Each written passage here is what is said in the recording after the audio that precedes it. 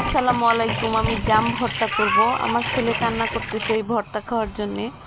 তো এর জন্য আমি 3টি লাল মরিচ নিছি। তো একটু ঝাল ঝাল লাগলে ভালো লাগে, তো কুচি করে নিছি। আর নিছি লবণ। তো একটু লবণ নিয়ে এইভাবে আমি গ্লাস দিয়ে আর কি কেচে কেচে ভর্তা করতেছি।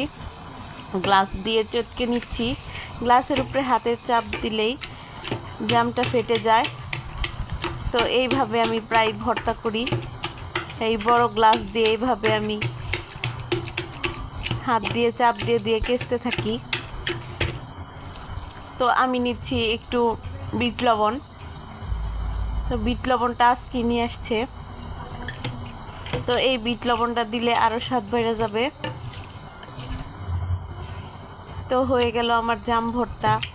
কিছুক্ষণ কেচা নিলাম গ্লাস দিয়ে।